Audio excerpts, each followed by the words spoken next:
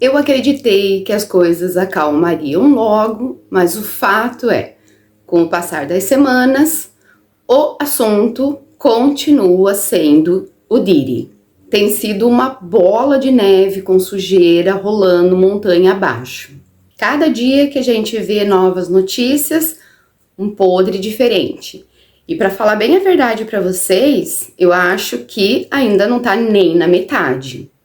Porque são décadas a serem investigadas e uma rede inacreditavelmente grande de pervertidos. Eu demorei um pouquinho para trazer esse assunto para o canal, primeiro porque no início eu acreditei que fosse uma fofoca de celebridades e não é nem de longe o meu foco aqui. Então eu levei um tempinho aí para entender que a coisa era muito séria mesmo e que sim, tinha absolutamente tudo a ver com o que eu falo com vocês, né? Crimes, problemas sociais e um outro motivo da minha demora. Vocês já estão cansados de saber que eu pesquiso horrores em um monte de lugar. Eu queria trazer um vídeo mais completo de todos os que eu já vi por aí. Então, eu fiz um compilado, alguns temas, se a gente precisar entrar em detalhes, aí vocês me pedem e a gente faz um vídeo focado nisso, mas eu vou trazer para vocês absolutamente tudo sobre o caso, para vocês não precisarem ficar, vai num canal, assiste 5 minutos, vai no outro, assiste 20 minutos. Então, chega de enrolação, que a coisa é longa, né? E vambora. O seu nome de batismo é Sean John Combs.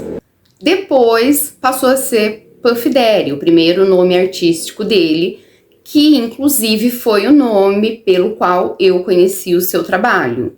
Na verdade, o único. Depois disso, eu nem ouvi mais falar dele. Eu sempre amei o mundo da música, tanto cantar quanto dançar. Até um tempo atrás era sim uma frustração na minha vida não ter conseguido seguir essa carreira, mas agora vendo os bastidores, eu respiro aliviada. É normal, a maioria dos artistas, tanto na música quanto no cinema, mudarem os seus nomes. O que eu acho um pouco estranho é mudar tantas vezes assim. E isso realmente é novidade para mim. O Sean foi Puff Daddy, depois P. Diddy, aí só P. Diddy. Também era conhecido por algumas pessoas como Love, até que finalmente Diddy, que eu acho que não deu tempo de trocar, né?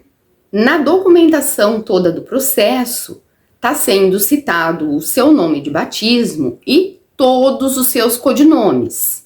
Provavelmente é uma tática para não dar chance da defesa dele conseguir alguma brecha para livrar a cara dele. A gente está cansado de saber como que é a defensoria criminalística dessas grandes celebridades. Eles vão para cima mesmo, porque eles também querem ser celebridade na área deles. E apelam o que for necessário para ganhar o caso e com isso passar a ser mais requisitado.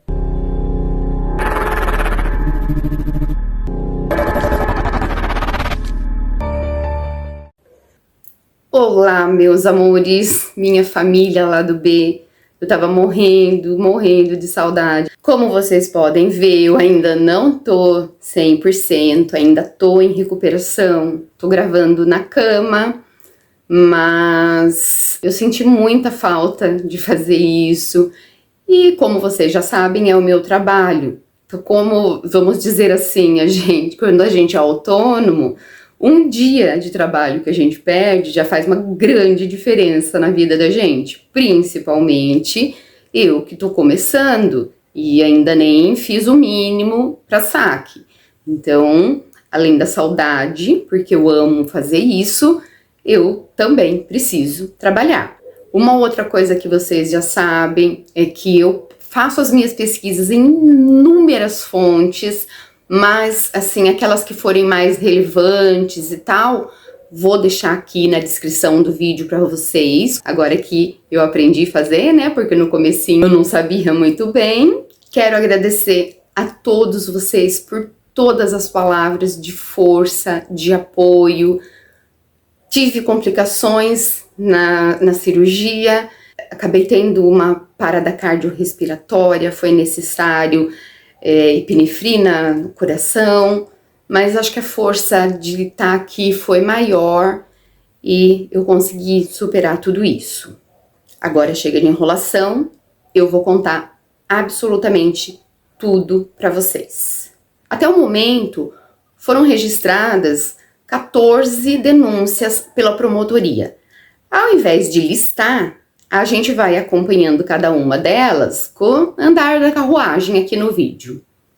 O Diddy nasceu e cresceu no bairro do Harlem, na cidade de Manhattan, em Nova York. Bairro esse muito conhecido por causa das gangues. Então, um bairro nada tranquilo. O seu nascimento foi no ano de 1970. Aos 3 anos, o Sean vê o seu pai sendo assassinado, o que, é claro, não justifica tanta falta de caráter, tanta obscenidade, promiscuidade numa pessoa. Puff Daddy, o primeiro nome, né, da sua jornada artística, veio de um apelido que ele ganhou logo que ele entrou na escola, que todo mundo chamava ele de Puff. Ainda bem novo, cursando a faculdade de administração, ele consegue estágio na gravadora Uptown Records. É ali que ele encontra sua vocação. 2 anos depois, ele já é promovido a vice-presidente da gravadora. Enquanto ele trabalhava lá na Uptown Records, ele e um outro amigo rapper tiveram uma grande ideia. Era um evento que realmente tinha tudo para ser o sucesso, que era uma partida de basquete entre celebridades. O basquete é talvez o esporte mais popular dos Estados Unidos, né? Eles gostam muito de esportes, levam isso muito a sério, tanto que pessoas ganham bolsas nas universidades, nas grandes universidades, quando elas se dão bem nos esportes. Esse evento ia acontecer, estava marcado no City College em Nova York. Mas, infelizmente, aquilo que tinha tudo para ser grandioso, por causa de má administração, acaba sendo um fracasso. Por vários motivos. Primeiro, que o City College comportava 2.730 pessoas. E naquele dia tinham 5.000 pessoas. A quantidade de gente que foi contratada para trabalhar não só não eram suficiente, como não eram qualificados. Na verdade, o evento em si parece que foi um grande sucesso mesmo, mas na hora da saída, naquela época também rolava muita tietagem, né? Anos 90, anos 80. Não eram só as mulheres, mas principalmente as mulheres faziam loucuras para pelo menos chegar perto daqueles astros que elas admiravam, que eram seus ídolos. O que acaba acontecendo? 9 pessoas são pisoteadas e acabam perdendo suas vidas. E mais 29 são hospitalizadas.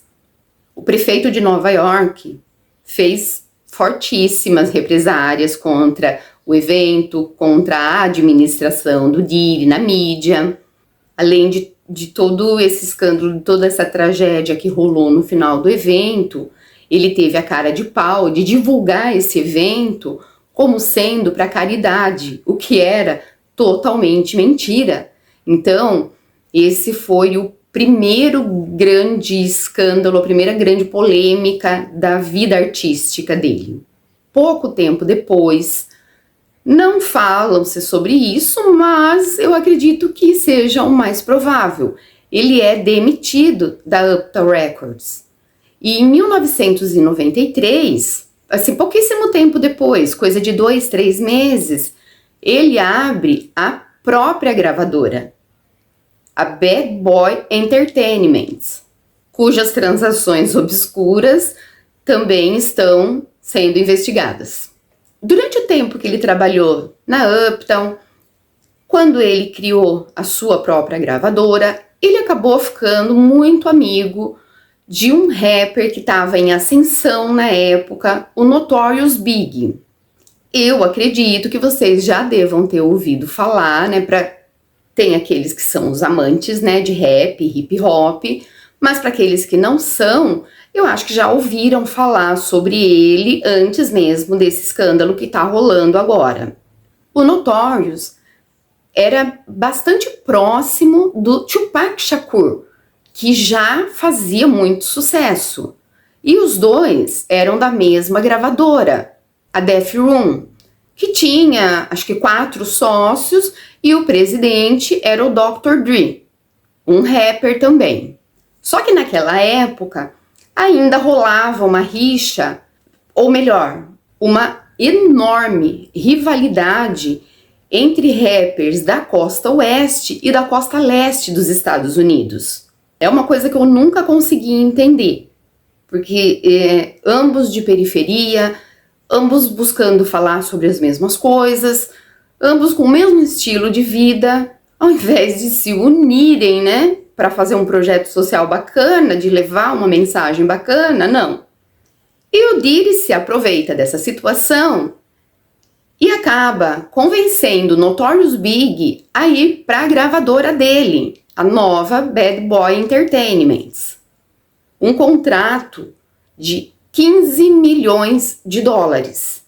Não faço ideia de onde ele tirou esse dinheiro, afinal de contas ele trabalhou numa gravadora, não chegou a 3 anos, foi vice-presidente por poucos meses. Mas quem sabe, né, agora esse mistério aí seja revelado. E assim que o Diddy consegue fechar esse contrato com o Notorious Big, que mesmo na sua curta carreira é considerado até hoje um dos maiores nomes do rap street, do hip hop, de todos os tempos. Em setembro de 1996, acontece uma grande tragédia para a comunidade do hip hop. O Tupac é assassinado. É um caso grande, grave, não vai dar para eu entrar em detalhes aqui. Eu já tinha vontade de trazer a história dos dois num vídeo do canal, porque tem bastante nuance social, eu gosto muito de conversar com vocês sobre isso, mas vai ser uma pauta para outro vídeo. No caso, claro, de vocês se interessarem e me pedirem aqui. E no mesmo ano, o Diddy, ainda Puff Daddy, lança o seu primeiro single como rapper, que aliás eu gostava bastante, pelo menos das músicas comerciais que eu via na MTV, e assim, na minha cabeça, ele simplesmente tinha sido uma estrela que acendeu e depois apagou. Aí a gente descobre agora que foi por causa dos nomes que ele foi mudando. Como ele já estava muito envolvido, né, nesse ramo do entretenimento, e ele realmente tinha muito talento, foi de cara sucesso.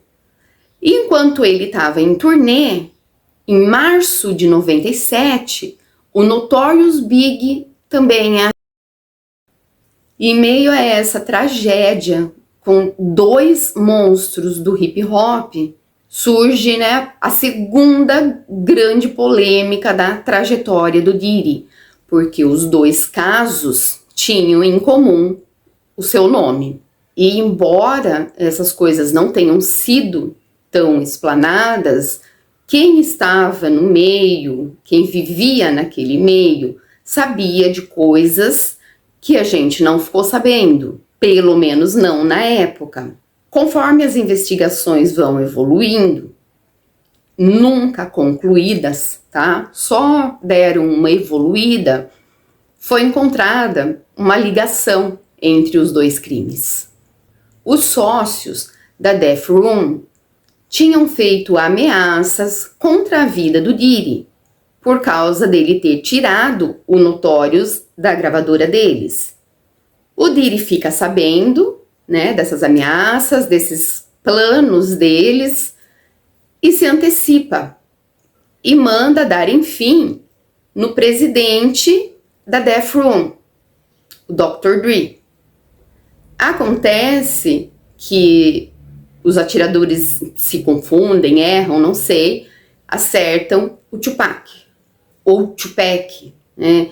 Essas pronúncias às vezes são um pouco complicadas, mas é mais ou menos o que rola aqui no Brasil, viu, gente? Tem muito a ver com sotaque, né? Lá também tem essas coisas.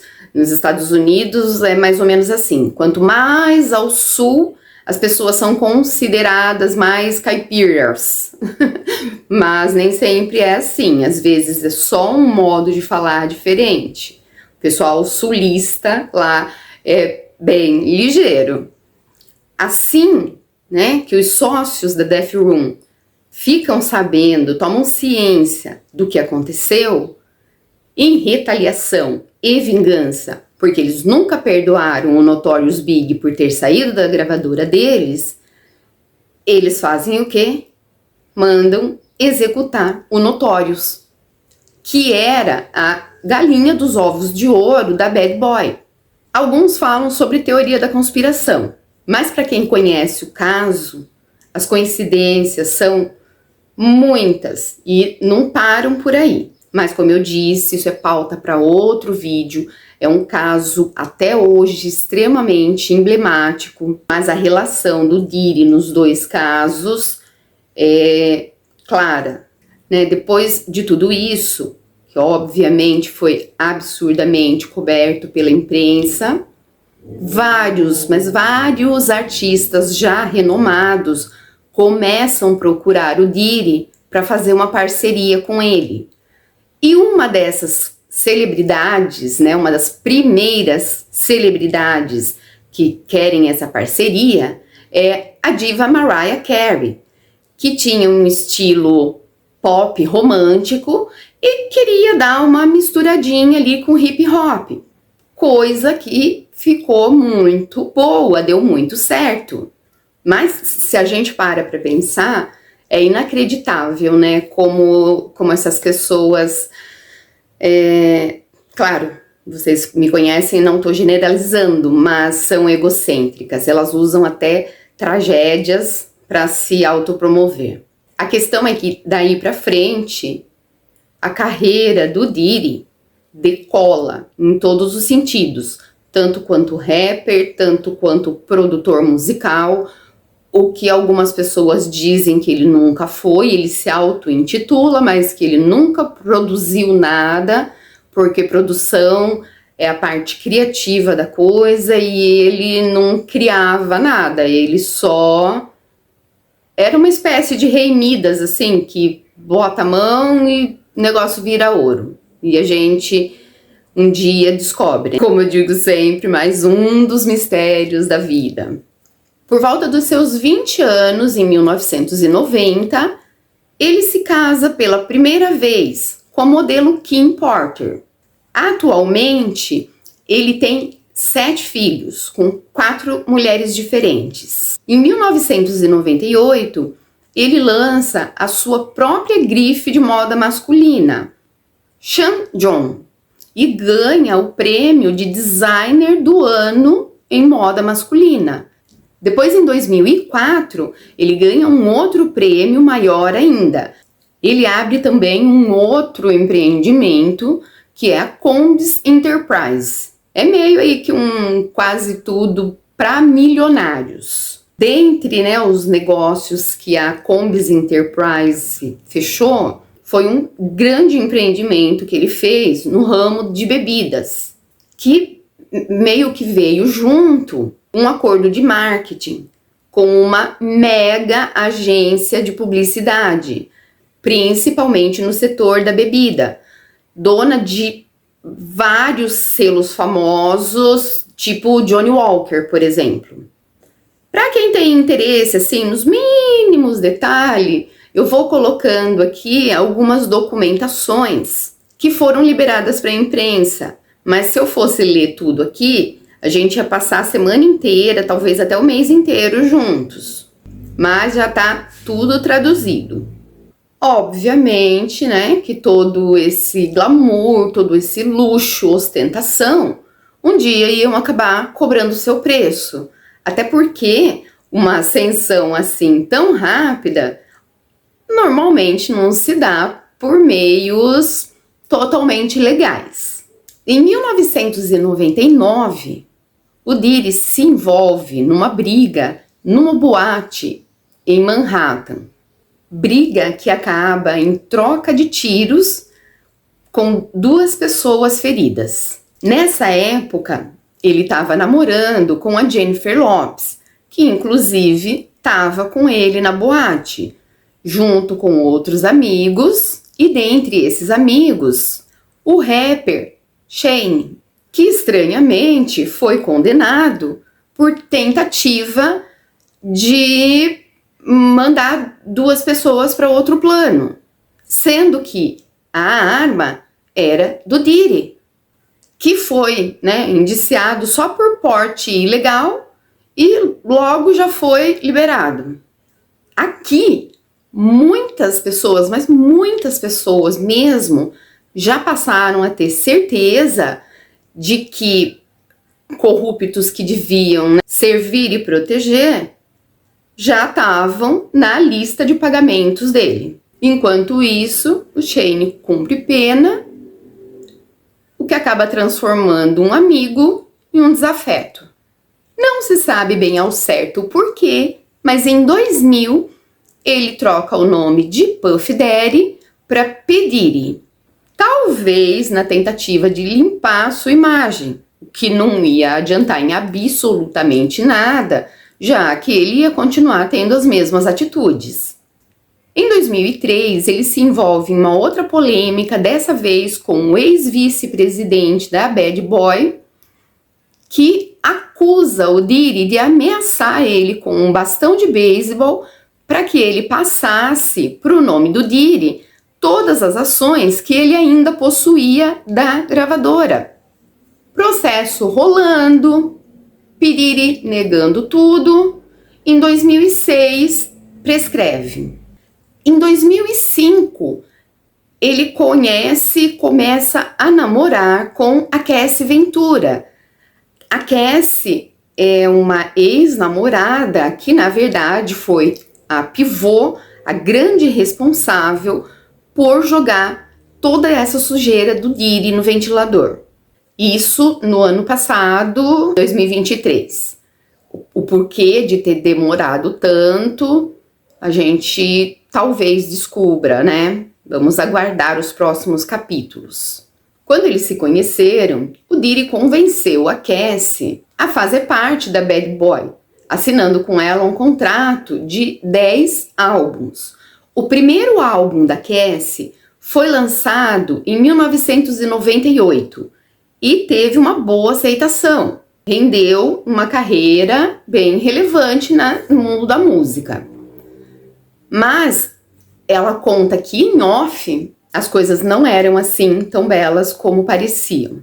Diddy era absurdamente autoritário, assim, passando de todos os limites, tanto em relação à carreira quanto em relação ao relacionamento dos dois. Era ele que tomava todas as decisões, era ele que ditava as regras, e ela contou que era frequentemente fisicamente também, né? Porque verbal e emocional também são agressões que muitas vezes acabam ferindo mais gravemente até do que agressões físicas.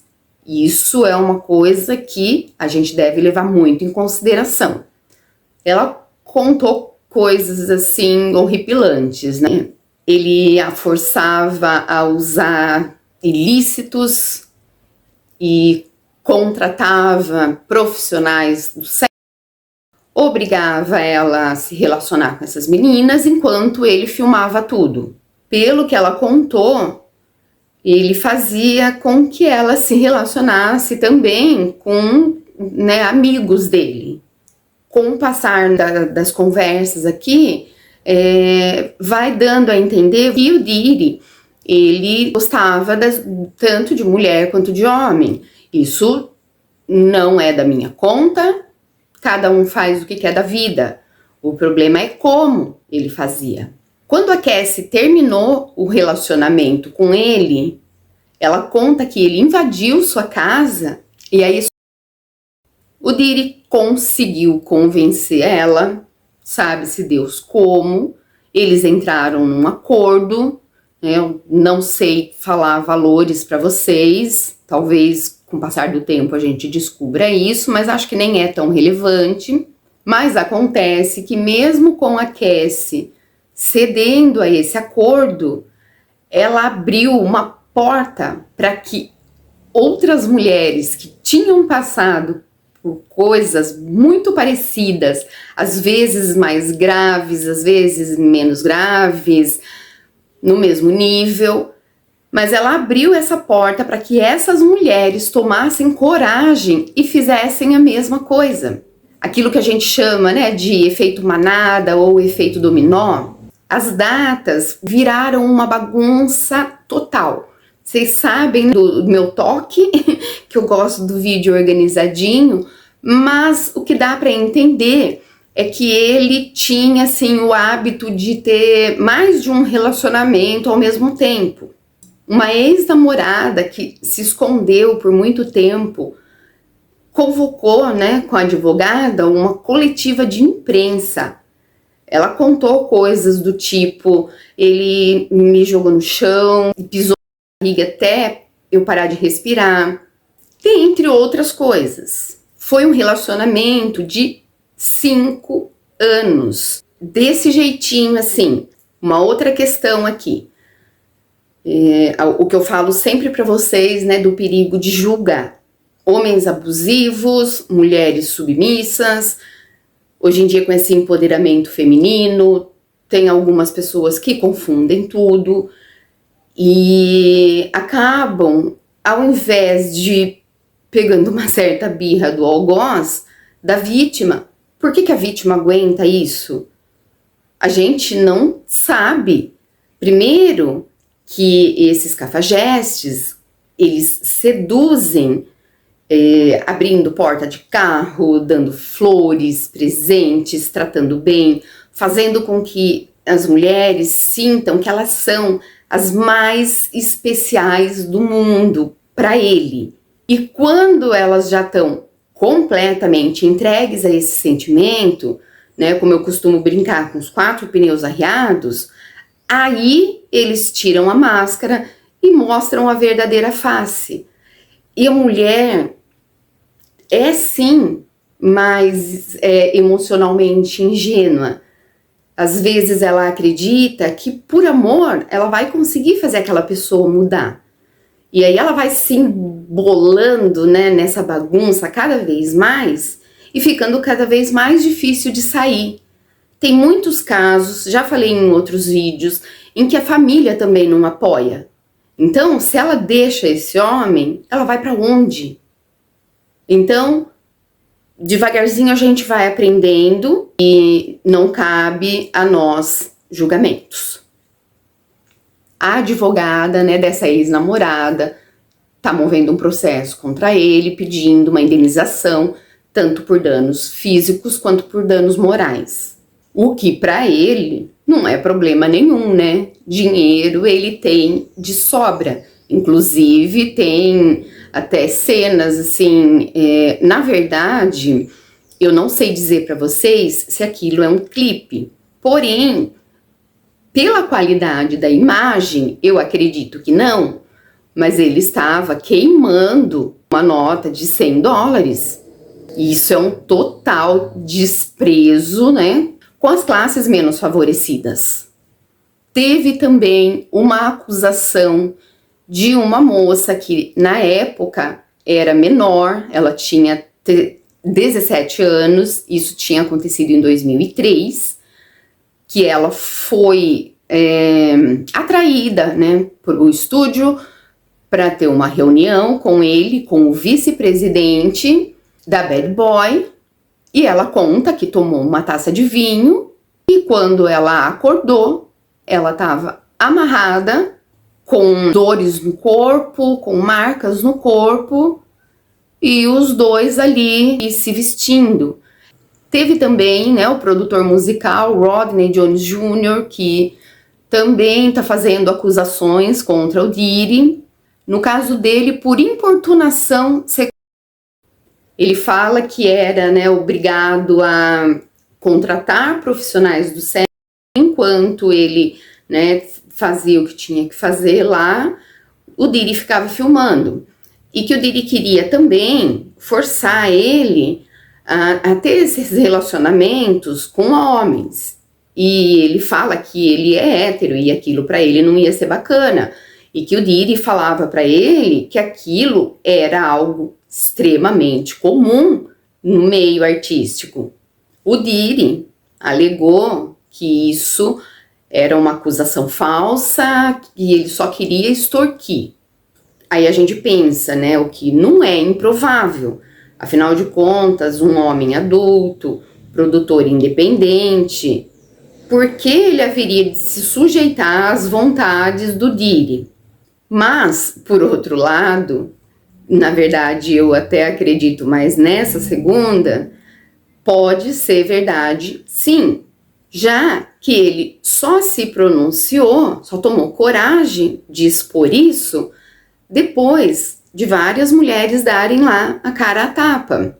E levando em conta que uma das acusações mais graves contra o Diddy é de que ele ele ergueu esse império, não foi com a produtora, não foi com a carreira musical, não foi com moda, não foi com os empreendimentos da Sean Combs, mas foi sim com conteúdo adulto, o que não seria crime, mas no caso dele é crime sim. Por quê? Os atores não tinham consciência disso, não eram voluntários, não recebiam por isso, e muitas, eles nem idade para isso tinham. Uma outra coisa muito estranha que aconteceu foi o falecimento da esposa, ou melhor, da ex-esposa dele, a Kim Porter, né? De repente, falece, e no laudo, o legista alega que foi pneumonia, ela que gozava de plena saúde. Isso aconteceu logo depois dela ter dado uma entrevista contando que ia escrever uma autobiografia e que ia expor muita sujeira do Diddy.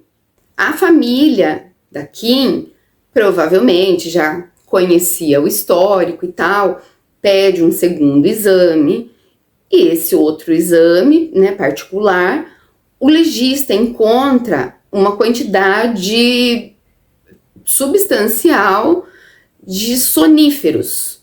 E, estranhamente, esse legista acaba perdendo a vida num acidente.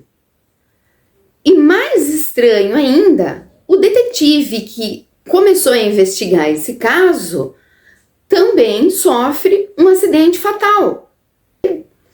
É muito esquisito, né? A forma com que desafetos, inimigos do Diddy vão perdendo a vida. Normalmente, assim, em acidentes que chegaram até a explosões de carros novos. Um dos temas que está sendo mais citado são as tais freak-offs, que quer dizer mais ou menos vamos surtar, vamos liberar. A mídia tem falado muito sobre isso.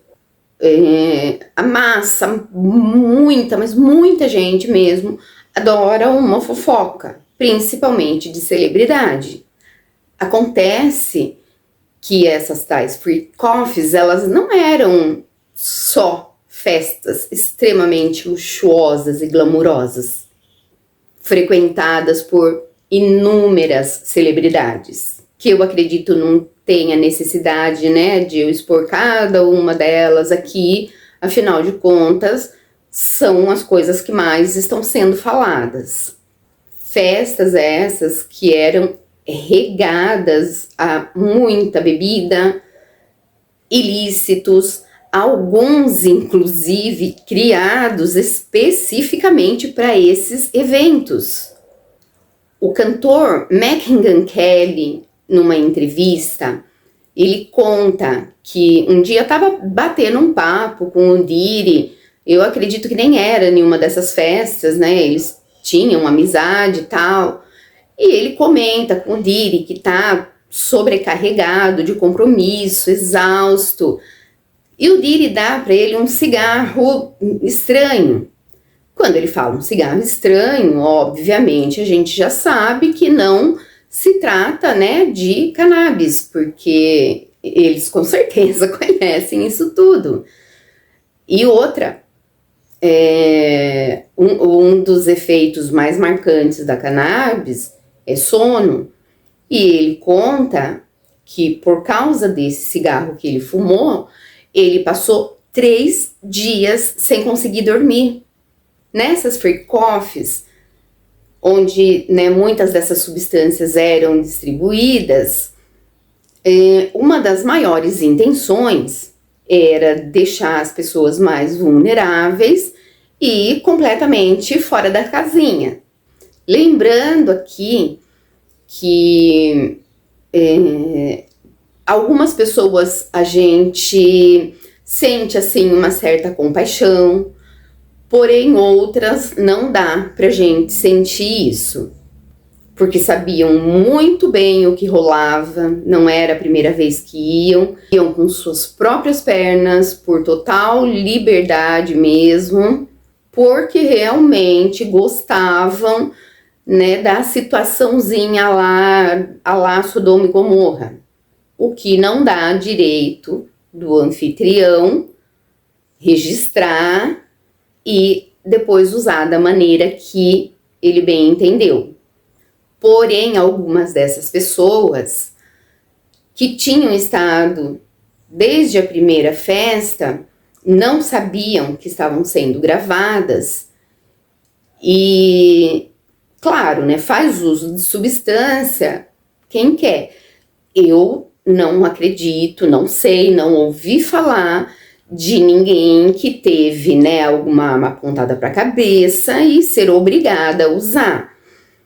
Mas é muito mais baixo uma pessoa que grava quem tá numa situação dessas, e essas pessoas que na primeira festa saíram da casinha, se depois não quisessem mais frequentar, né, as festinhas, as freak-offs, elas eram, né, coagidas, chantageadas a terem aquelas imagens expostas.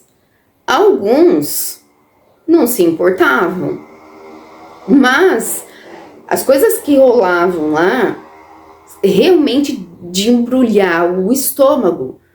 É coisa assim, gente, digna de dark, deep web. Foge completamente até dos padrões da normalidade desse mercado, que é um dos maiores mercados mundiais. Então, algumas pessoas que estavam nesses registros, que não se importavam daquilo ser exposto, aí eles eram, né, coagidos de uma outra maneira. A galerinha lá do Harlem fornecia assim uma espécie de assessoria, né, de segurança pessoal. Então, ou você vai para a festa ou você vai para a vala. Muitas celebridades frequentavam assiduamente as festinhas porque gostavam mesmo, outras por causa da coação. E por que ele fazia tanta questão de que celebridades estivessem lá presentes. Primeiro, hoje essas pessoas, elas não são só celebridades. A grande maioria delas aprendeu que uma hora a carreira pode acabar, então elas precisam ter investimentos para que na hora, se acontecer da carreira acabar, elas tenham mais que um pé de meia para calçar. Ter pessoas assim poderosas na sua mão é, digamos assim, um seguro para que você possa fazer todas as suas falcatruas e ninguém te pegue. Inclusive, no meio dessas celebridades, existem muitos políticos influentes. Talvez a gente nem tenha acesso a nomes, porque a influência deles são de tal. A gente vê coisas como... teve uma denúncia esses tempos atrás, eu ainda vou falar sobre isso, é que é tanta coisa, né, gente, tanto horror, que um acampamento de escoteiros muito tradicional, muito prestigiado dos Estados Unidos, era também muito acessado por poderosos. E embora muita gente acredite, porque nos filmes a pessoa faz um papel lá de uma pessoa extremamente inteligente e tal, tem celebridades que têm o cérebro do tamanho de uma ervilha e acabam indo no embalo. Dentre todas essas celebridades que até agora foram citadas, eu não sei se todas já foram expostas, enfim, teve uma que me causou um monte de sentimento. Foi do choque, a repulsa. Hoje, para mim, ele é pior do que um monte de caca, que não tem utilidade para nada, porém, enquanto estiver ali, vai estar incomodando. E a gente... Eu acabei de falar, a gente às vezes acaba, né, se apegando a essas pessoas por causa dos papéis. Existe uma ou outra pessoa que não liga, não se importa, assiste o filme, desliga a TV e pronto. Tem gente que não, se envolve, se emociona, se apaixona pelos personagens. E a gente acaba esquecendo que esses personagens não são os atores da vida real. Esse ser, por quem eu nutria bastante carinho, afinal de contas, eu não me recordo de ter visto algum personagem onde ele foi vilão, sempre herói, engraçado. Will Smith soube há pouco tempo, né, naquele escândalo do Oscar, que o relacionamento entre ele e a esposa é um relacionamento aberto, um casamento aberto. Até aí, problema deles, são adultos, fazem o que querem. Eu raramente vou julgar, a não ser que os gostos dessas pessoas cheguem num limite aonde afetem outras pessoas, né? Eu já falei isso para vocês. Para mim, como a gente não tem um manual de instrução, então qual é o nosso limite? Até onde a gente pode ir? É até onde a gente não vai ferir ninguém. A partir do momento em que você vai começar a ferir alguém, ali acabou o seu limite. Eu acho que isso é bom senso, que é o mínimo que a gente precisa ter. Eu acabei descobrindo também que ele é, né, dado aos hábitos da agressão, da violência doméstica, mas o que realmente pegou é que eles, os dois, o Will e a Jada, frequentavam essas free coffees e levavam junto o Jaden Smith desde pequenininho. E na casa deles, eles também faziam festinhas assim com outros casais, com os filhos presentes. Então, se alguém quiser né, brigar comigo aqui, pode brigar, mas para mim são sim dois mau caráteres e pervertidos. Há uns anos atrás, estava pipocando aí umas notícias sobre o Jayden, sobre jovem rebelde, adolescente rebelde. Com 15 anos, o Jayden pediu e conseguiu emancipação e sai da casa dos pais. Agora, para quem não entendeu, já deve imaginar o porquê. Mas esse caso também é pesado, tem alguns bastante detalhes e é pauta para outro vídeo. Por falar em outro vídeo, aproveitando, eu quero dar aqui um recadinho para uma inscrita querida, né, que mesmo à distância a gente acabou criando um vínculo de amizade através do Romildo Portugal. Abraço para você, Romildo, Carol, que é a Sil. O tema que você me sugeriu foi excelente. Nossa, abriu um leque para mim, assim, de coisas que eu ainda não tinha parado para pensar. O roteiro já está prontinho, mas diante desse caso aqui eu me vi na obrigação de trazer isso tudo que está acontecendo agora. E como, né, tá sendo muito pesquisado, você sabe muito bem, né, que eu preciso impulsionar o meu canal, então a gente acaba tendo essa necessidade. Aguenta aí, Sil, tá? O roteiro já tá prontinho. Mais um detalhezinho sobre o Will Smith. O Orlando Brown, cantor e ator, referência que eu lembro bastante, assim, para passar para vocês dele, que ele trabalhou na série As Visões da Raven, move um processo contra o Will Smith. E eu não preciso nem falar para vocês a respeito do que. Eu vou colocar um trechinho de alguns programas de televisão que o Will e o Jayden participaram, para vocês verem o constrangimento dele diante desse pai.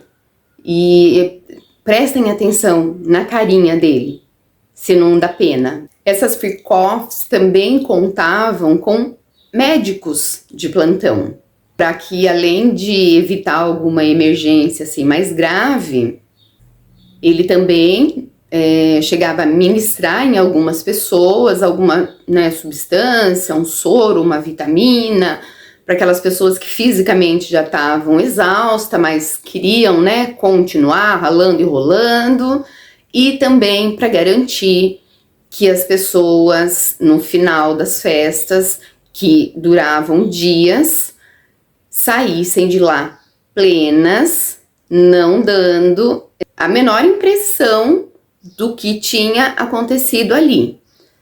Se porventura, né, alguém se machucasse, tivesse um hematoma, essa pessoa permanecia ali na casa ou em quartos de hotel até que desaparecesse de seus corpos qualquer evidência contra a Vossa Majestade, o Senhor Diri, o que configura em cárcere privado. Muita coisa assim que está sendo especulada, pelo menos ainda não tem como ser provada, mas dada, né, a vocação, ao fetiche que essa criatura tinha com câmeras, com filmagens, existe muito material incriminatório. E esses materiais talvez possam até iluminar caminhos para que a investigação consiga encontrar as provas concretas necessárias para algumas acusações. E uma outra coisa é que boa parte desse material vai corroborar com muitas acusações onde as provas são só circunstanciais. Com certeza, né, vai ter um júri, e mesmo que algumas provas a defesa peça para que seja retirada dos autos, a palavra que foi proferida, ela não volta mais, e isso vai para o cérebro e para o coração dos jurados. Além dos videozinhos baixos que ele mesmo fazia, existe uma gravação de 2016 que aconteceu num hotel que flagrou uma das agressões do Diddy contra a Cassie. Hotéis do gabarito que ele frequentava costuma-se ter uma sala onde há o monitoramento e a vigilância. Então, é óbvio que aquela cena foi vista, foi assistida. Mas existem rumores de que ele subornou essa galerinha aí para que a coisa não vazasse. Ele segurou por um tempo. Além, né, de todas essas gravações que estão em computadores, em HDs externos, foram encontradas, né, as substâncias ilícitas, na verdade acho que foram mais de 1000 embalagens de lubrificantes, óleos de bebê. Os lubrificantes, a gente não é idiota e sabe para que é, mas óleo de bebê?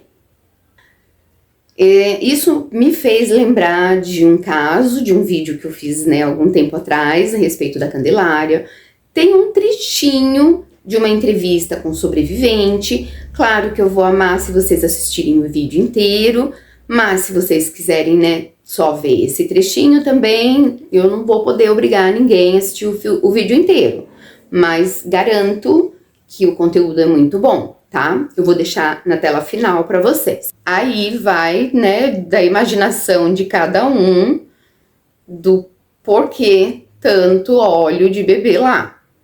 Como eu disse, né, tinham muitas celebridades nas free coffees, mas tinham pessoas comuns também. Acontece que o Diddy, ele tinha um tino de caça-talentos. Então, ele conhecia muita gente, muitos acho que inclusive procuravam por ele. Essas celebridades, de certa forma, elas também eram usadas, né, para atrair como um chamariz. Esses possíveis talentos que ele identificava ficavam, claro, deslumbrados, né? Eram novinhos, celebridades de Hollywood, celebridades da música. Quem não queria estar numa festa dessa? Quem sabia o que acontecia e não tem desvio de caráter. Essa também era uma forma dele atrair esses jovens que acabavam involuntariamente participando dos seus filminhos deep e dark. Junto, claro, né, com promessas de contrato, com promessas de uma vida luxuosa como a dele. A gente fica pensando, hotel, médicos, legistas, as celebridades, algumas eram chantageadas, mas algumas provavelmente ele tinha mesmo, era no bolso, porque você imagina a quantidade de gente envolvida nisso, para que isso ficasse, né, camuflado por tanto tempo, mesmo tendo sido denunciada de várias formas e por várias vezes. Como no filme As Branquelas, por exemplo, no filme Todo Mundo em Pânico foi claramente citado. Talvez por ser um filme do segmento da comédia, não tenha sido dada a relevância necessária, mas foi citado de forma muito explícita. O Sean? Sabe o Puff Daddy? Bom, todo mundo estava bebendo champanhe. Aí a coisa começou a ferver e todo mundo liberando geral na piscina. Em meio a tudo isso, existem celebridades que simplesmente o detestam. Uma das primeiras que se manifestou, isso há mais de 2 décadas, foi o Eminem. A gente conhece o Eminem, né? Ele tem aquele jeitão lá todo rebelde dele e ele não faz questão nenhuma de dar tapinha com luva de pelica, não. Ele manda ver mesmo quando ele não gosta de uma pessoa. Inclusive o Eminem já fez citações também a respeito do Will Smith. Essa rixa, na verdade os dois tinham uma rixa, o Eminem e o Diddy, porque o Eminem, ele é bicho feio. Ele compôs uma música na época em que o Diddy estava namorando a J.Lo e falava algo assim, tipo, Diddy, você vai me desculpar aí, mas eu vou pegar. A gente, né, dá um pouco de risada em relação à falta de respeito dele com o Diddy, mas ele forçou um pouquinho a barra, porque ele colocou o nome, né, de uma mulher também no rolo. Para quem conhece o trabalho do Eminem, assim, mais a fundo, eu, na verdade, descobri isso há bem pouco tempo, porque eu gosto de música no geral.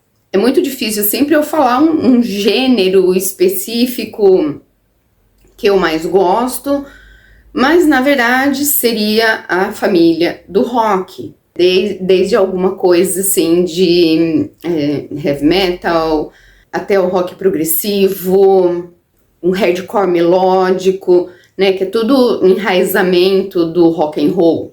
Mas se a música for boa, eu gosto. Então, um pouquinho de coisas do Eminem eu conheço, do Puff Daddy, mas eu ouço até sinfonias, às vezes para dormir. Não tem coisa melhor do que um Vivaldi, um Beethoven. O Eminem, ele criou, isso logo no início da carreira dele, um personagem chamado Slim Shady, que inclusive agora no último álbum dele, que ele lançou 2 meses depois das denúncias da Cassie, eu não sei como que esse cara consegue compor com essa rapidez. E assim, as composições dele são um negócio assim bizarro. Eu queria trazer para vocês um trechinho de 2 músicas específicas desse álbum novo, que é intitulado The Death of Slim Shady, que traduzindo é A Morte de Slim Shady.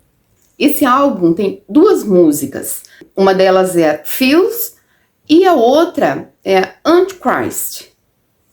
As duas, eu cheguei a ver vídeos, né, de pessoas que colocaram um trechinho de um trechinho da outra, mas é complicado de separar as duas, porque parece que é meio que a parte 1 e a parte 2.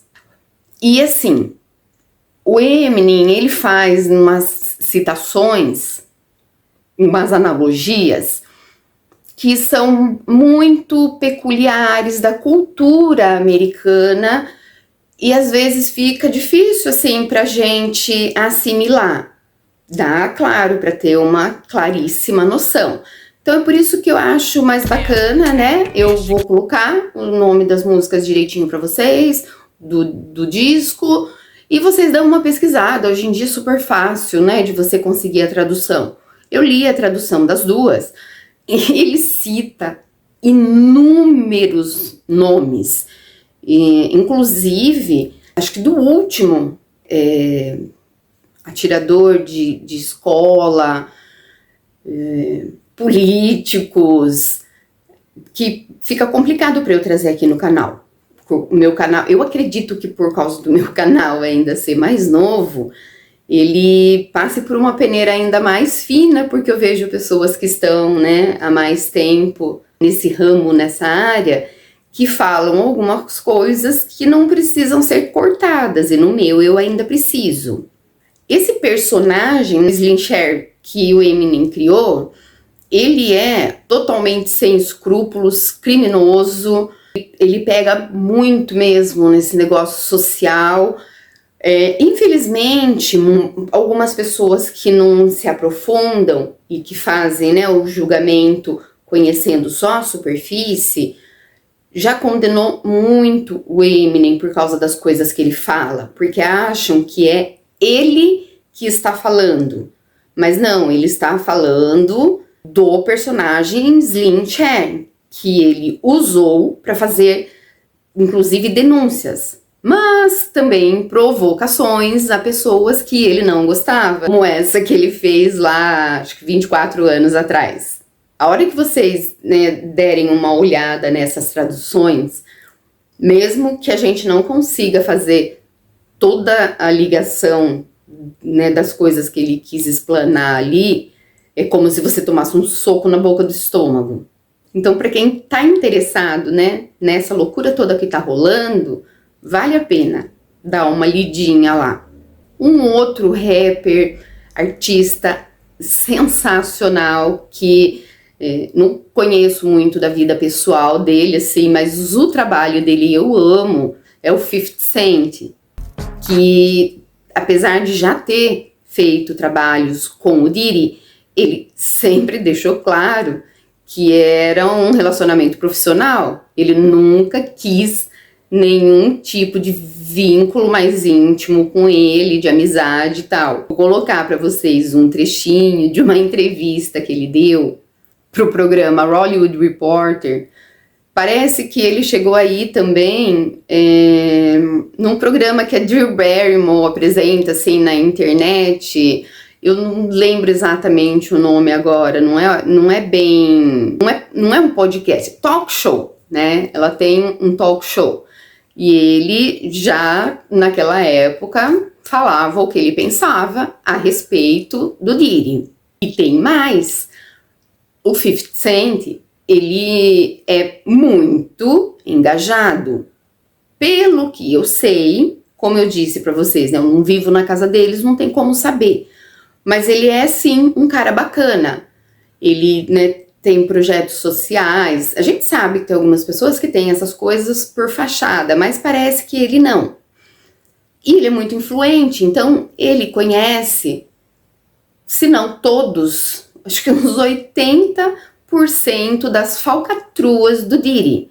Eu sei que falcatrua é um nome leve para se dar a tudo que ele fez, né? Mas o 50 Cent encomendou um documentário sobre a vida dele, onde ele vai falar absolutamente tudo o que ele sabe. Não tem data certa ainda para sair o documentário, não sei, na verdade nem sei, porque assim, eu tive que fazer tantas pesquisas, eu não sei nem se eles já estão começando a rodar. Mas, apesar de não saber a data, eu sei onde vai estrear esse documentário. E para quem adivinhar, eu ganho um like, né? Isso mesmo, Netflix. O 50 Cent é um outro cara que já compôs uma música falando sobre o envolvimento, o possível envolvimento do Diddy em relação ao Notorious, ao Tupac. E eu acho assim, é muita gente falando a mesma coisa para ser só uma teoria da conspiração. Outro desafeto que já se pronunciou em relação, né, aos crimes do Diddy através de música foi o J. Cole, na música She Knows. A tradução assim da música She Knows é mais ou menos assim: um babaca que trai a esposa e que a esposa sabe. A tradução, né, ela sabe. She knows, ela sabe. E ela finge que não vê. Até aí, uma música normal. Mas o negócio fica das sombras no finalzinho da música, quando o J. Cole cita algumas celebridades relacionadas ao Diddy que tiveram as suas vidas ceifadas sob circunstâncias, assim, digamos, duvidosas. Descanse em paz. Descanse em paz, Left Eye. Michael Jackson, te vejo quando eu morrer.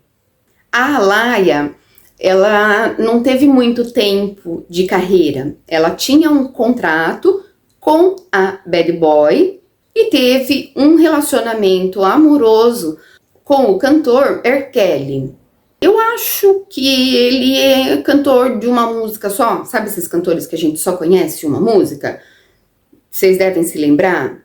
I Believe I Can Fly. É ele, amigo íntimo, intimíssimo do Diddy. Na verdade são 3, tá? Diddy, o Kelly e o Jay-Z, marido da Beyoncé. Mas o Kelly já está preso há um bom tempo por envolvimento em rede de pedofilia. E o Jay-Z, acho que caiu a ficha aí, embora ele não tenha um passado muito limpo, não, aí nessa parceria dos 3, mas ele deu uma afastada do Diddy, mesmo antes desse escândalo ser jogado no ventilador. Os 3, para os amantes aí, né, das teorias da conspiração, da qual eu faço parte, porque se você para pensar, cara, essas teorias da conspiração tem umas baboseiras, né? Mas a maioria delas, se você for montando pecinha por pecinha, você vê o quebra-cabeça horripilante ali. Os 3 eram conhecidos nesse meio como a Trindade do Mal. Uma coisa muito séria, a morte do Michael Jackson. Gente, o rei do pop, o astro dos astros. Então, foi falado muito e por muito tempo. De imediato, a mídia tinha falado que ele tinha cometido um ato contra a própria vida, e no desenrolar das coisas a gente descobriu que foi uma superdosagem do Propofol, que é um analgésico que ele fazia uso. A gente sabe que o Michael Jackson estava com a saúde bastante debilitada, sim, porém ele ainda estava ativo, tanto que ele tinha um show incrível, né, agendado. Eu acho que, sei lá, 2, 3 pessoas devolveram os ingressos e pegaram o dinheiro de volta, mas a imensa maioria não quis, preferiu guardar o ingresso como recordação, para vocês verem como ele era amado. Eu amava ele também. E vou contar coisas aqui agora para vocês que, para quem acreditou naquele boato de que o Michael Jackson era pedófilo, vocês vão ver a sujeirada que fizeram com ele. O chefe de segurança, da segurança pessoal dele, que estava com ele no momento, demorou ridiculamente para pedir ajuda. Na minha opinião, foi sim de propósito. Vocês já vão entender o porquê. Uma outra coisa, o Propofol, ele era ministrado de maneira intravenosa. E quem fazia isso era o médico pessoal do Michael, o Dr. Murray. Então, a superdosagem, de forma alguma, foi culpa do Michael Jackson. E um médico que cuida de um astro do gabarito dele deveria ser alguém extremamente bem preparado, porque com certeza cobraria uma fortuna para essa assessoria quase que particular. Tanto que os dois, tanto o Dr. Murray como o chefe de segurança, foram indiciados por homicídio culposo. Agora, vamos às pecinhas do quebra-cabeça. Michael Jackson e Mariah Carey eram amigos muito íntimos. O Michael Jackson tinha horror ao marido da Mariah. O Tony Mottola, ele era o dono da gravadora Sony, que por muito tempo foi a gravadora do Michael Jackson. Aí por volta, de 2002, os advogados, a defensoria do Michael Jackson estava processando a Sony por reter direitos abusivos sobre as obras do Michael Jackson, que compunha, gravava, às vezes até mixava. A coisa estava sendo feita na caruda mesmo, tirando dinheiro dos direitos do Michael Jackson. O Tommy Mottola, ele já detestava Michael por causa do relacionamento dele com a esposa. O Mottola, ele era extremamente abusivo e a Mariah contava tudo pro Michael Jackson. Então, era assim, um horror mútuo. Eu não vou citar outra palavra.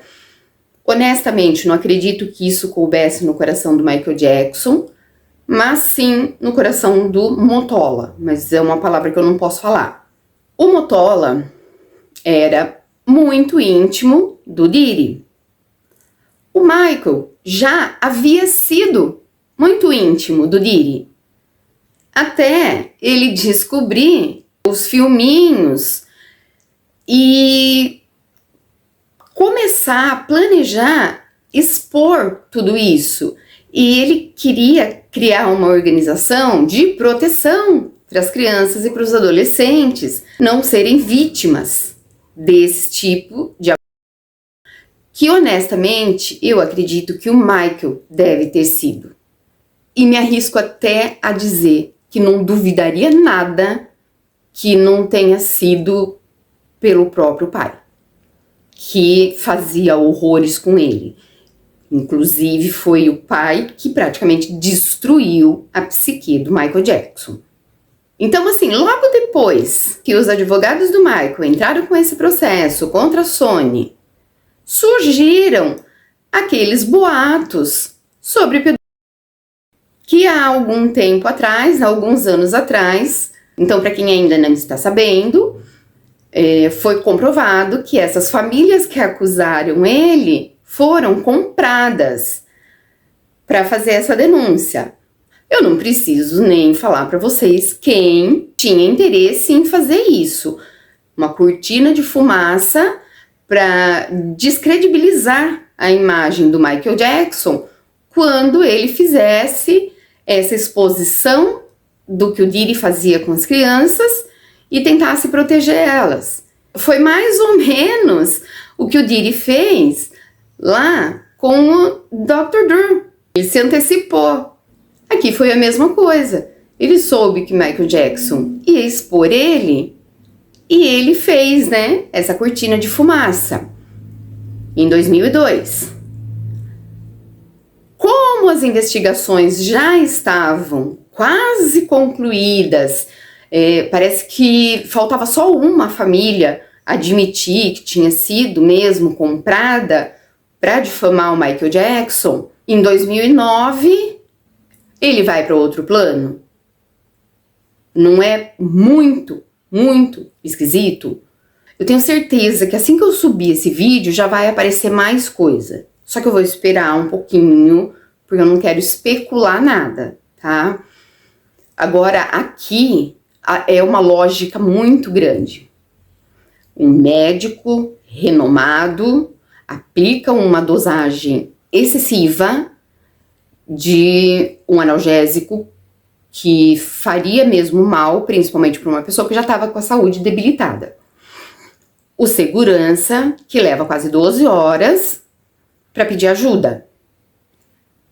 E esse segurança, depois que a poeira abaixa, ele vai trabalhar para quem? Pro Diddy. Exatamente. E hoje ele tem acumulado uma fortuna de milhões. Como um segurança consegue algo desse tipo? Não sei. Talvez saibamos logo. Juntando todas as pecinhas, o quebra-cabeça da partida do Michael Jackson tá muito mais que montado. Mas o que deixa a pulga atrás da orelha mordendo com mais força ainda é isso que eu vou colocar aqui agora para vocês.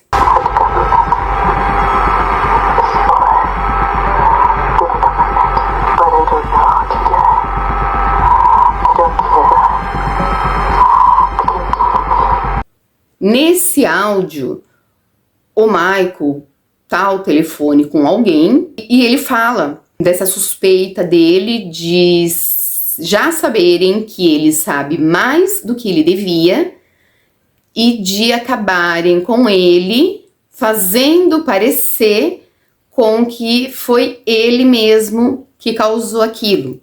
Tanto que no início tudo indicava realmente que ele tinha atentado contra si mesmo. Temos também o Usher. O Usher foi descoberto pelo Diddy e chegou a viver na casa do Diddy. Gente, eu não entendo por que tanta criança morou na casa desse cara. Eu não sei se eram crianças que viviam em situação de rua, não sei. É como eu falei, tem alguns detalhes que não vai dar para falar. Mas o Usher morou na casa do Diddy quando ele tinha seus 13 anos e já homem famoso, ele deu uma entrevista e nessa entrevista ele chegou a citar ter visto coisas muito estranhas na casa do Diddy relacionadas a pequeninos. Eu acredito que nunca tenha acontecido nada com ele diretamente. Então, a lembrança dele talvez fosse assim um pouco turva. Afinal de contas, foi ele quem apresentou para o Diddy o Justin Bieber, que não é de hoje. A gente já sabe que todos aqueles problemas que ele teve, que ele causou durante a adolescência, no início assim da juventude, foi por sofrer abusos na infância. Não sabemos se foi apenas o Diddy. Mas agora vocês vão ver coisas que vão nos dar essa certeza. O Usher provavelmente não fez isso de propósito. Ele viu que o moleque era talentoso. Ele, na verdade, ele estourou com um vídeo que a mãe gravou dele participando, acho que de um festival do colégio. E aí o Usher foi atrás devido ao talento dele. No dia que ele conhece o Diddy, que acho que eles vão fazer testes, assinar contrato, acontece isso daqui, ó. Na maioria das entrevistas com o Justin Bieber, tinha algumas assim que eram mais superficiais, ele fazia só uma brincadeirinha, mas aquelas que eram mais focadas no âmago, né, da vida dele, você percebia que desde pequeno ele já falava como se ele conhecesse coisas da vida e tivesse raiva da vida desde pequenininho. Pois bem, vamos lá. O Justin tem uma música aí, Yumi. Eu não li a tradução ainda, porque depois de saber desse caso, o clipe fala por si. Tanta bizarrice nesse clipe, que se não tivesse acontecendo essas coisas, ia ficar parecendo assim mais um clipe aleatório, né? Como a gente já viu muitos. O clipe era, sei lá, sobre um tema e a música falava sobre algo totalmente diferente, né? Que não tem a menor lógica, mas vai saber o que passa na cabeça desses produtores. Então o clipe de Ayumi, depois da gente tomar, né, ciência de tudo isso que aconteceu, ele tem uma certa lógica, toda a bizarrice que rola lá. A estreia de Ayumi foi em 2020, há 4 anos. Só o Justin e os músicos que são novinhos. Todos os outros figurantes vão de adultos a idosos, comendo de uma forma assim grotesca. Quando parece que eles já estão saciados, aparece o Justin dançando em cima da mesa, lugar que fica aquilo que você vai comer. E mais no finalzinho do clipe, para quem conhece a história, em parte o coração dilacera. O Justin tá sozinho numa mesa, bem triste. Um pouco atrás dele tem uma mesa com um senhor que parece que ainda não está satisfeito, e do outro lado um garçom completamente alheios à tristeza daquele garoto. E para encerrar o clipe com, né, normalmente a gente usa o termo chave de ouro, né? Aqui eu vou falar com chave enferrujada. Tem um pratinho com uma foto dele, assim, bem pequenininho, bem novinho. Parece muito querer dizer alguma coisa, né, gente? Outra loucura, doideira. Parece que essas abominações, né, esses crimes do Diddy, chegaram aqui.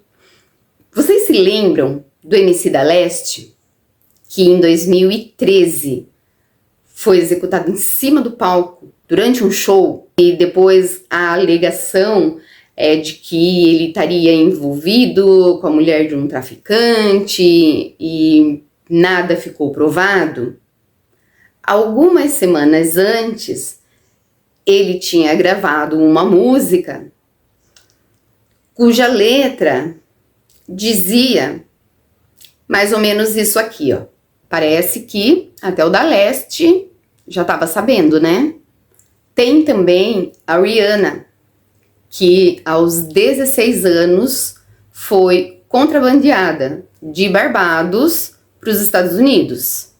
Eu já contei para vocês que eu trabalhei em agência de turismo e eu posso garantir para vocês que a segurança dos aeroportos beira o ridículo de tão reforçada que é. E quando se trata de menor de idade, a coisa fica ainda mais burocrática. A Rihanna foi levada para os Estados Unidos por uma viagem organizada por Jay-Z e Diddy, sem a autorização dos pais. Como eles conseguiram essa proeza? Configura o quê? Tráfico humano. Lady Gaga, mais de uma vez, já expôs que também foi abusada pelo Diddy. Gente, até a minha amada Supernatural já deu uma alfinetada ali. Tem um episódio que tem uma criatura lá que, né, se interessa por ouro, joias, e aí durante um diálogo o Sam comenta: que tipo de coisa vai querer fazer mal para virgens? E no seu já conhecido sarcasmo, Dean responde com pergunta retórica: P. Diddy? What kind of thing likes virgins and gold? P. Diddy? É ou não é uma teoria da conspiração de arrepiar todos os cabelinhos do corpo? Um filme que estreou há pouco tempo, Diz que Duas Vezes, é uma referência claríssima às freak-offs, que mais uma vez, né, parecem ser conhecidas pelo mundo todo, menos pelas autoridades. A pedido do Diddy, a defesa ofereceu 50 milhões de dólares como fiança. Como vocês já sabem, ele já está preso desde 16 de setembro, o julgamento dele já começou. Só dele se oferecer para pagar a fiança, eu acredito que já vai ser arrolado como uma tentativa de suborno, que vai ser maravilhoso, porque quanto mais for para as costas dele, melhor. O que, obviamente, foi negado, dando-se a gravidade, a quantidade das acusações. E outra, ele em liberdade tem sim a grande possibilidade de fuga e queima de arquivo. Pessoas assim, envolvidas nesse tipo de coisa, elas têm muitos cúmplices, mas amigo, elas normalmente não devem ter nenhum. E julgamentos como o dele provavelmente pode durar até anos. Talvez por causa da mídia estar sempre cobrando em meses eles consigam resolver. Afinal de contas, coisas para manter ele lá encarcerado pelo resto da vida tem e de sobra. Eu ouvi dizer que o Todo-Poderoso está paranoico lá na cadeia. Ele nem come. Vocês sabem por quê? Ele está em uma prisão que é considerada para detentos de extrema periculosidade, onde ficou preso o magnata Jeffrey Epstein. Pois é, que inclusive, se alguém quiser saber um pouquinho mais sobre ele, tem documentário na Netflix. Gente, eu sei que eu indico bastante coisa da Netflix, mas eu garanto pra vocês, não é merchan, tá? CEOs, diretores aí da Netflix, eu acho até que vocês deviam me patrocinar ao invés de aumentar a minha mensalidade. Pois bem, né? Depois da brincadeira, o Jeffrey Epstein teve sua vida ceifada em circunstâncias, assim, bastante suspeitas nesse local.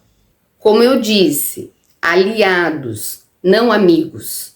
Se você é pego e corre o risco de expor a galera vai tentar queimar você. Eu só sei que vai ser um trabalhão para julgar, condenar, sem expor autoridades que comandam praticamente tudo, a política.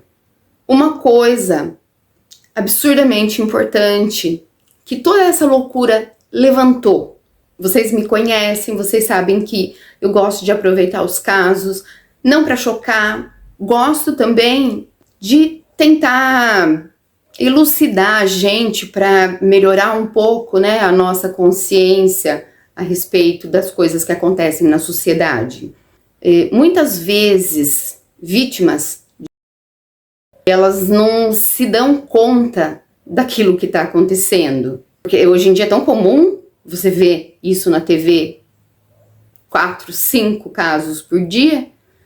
Então, sei lá, algumas pessoas eu acho que começaram a acreditar que isso é normal. E não é. Nenhum tipo, nem físico, nem verbal, nem psicológico. Como eu já disse, às vezes o verbal e o psicológico ferem ainda mais. E a pessoa que ela tá dentro disso, às vezes ela tá tão emocionalmente envolvida que ela não se dá conta. Então, se você conhece alguém que tá passando por isso, ou se você tá passando por isso, existem canais de ajuda. O 180, que é focado em casos de contra a mulher. O 100 é o número nacional do direitos humanos, né? Então, qualquer tipo de coisa, de qualquer idade. O 188, que é o CVV, é o Centro de Valorização à Vida. Esse é um canal que atende pessoas que estão com pensamentozinhos assim, sabe? De passar para outro plano, de passar para outra fase. Lembrando, todos esses canais funcionam 24 horas por dia, 365, às vezes 366 dias por ano. É gratuito e anônimo. Isso ficou absurdamente longo, né, gente? Mas com certeza vocês podem esperar que vai estourar mais sujeira por aí. Eu vou, né, procurar ficar alerta e surgindo coisas relevantes, a gente volta a conversar, tá? Obrigada, gente. Beijo no coração de vocês.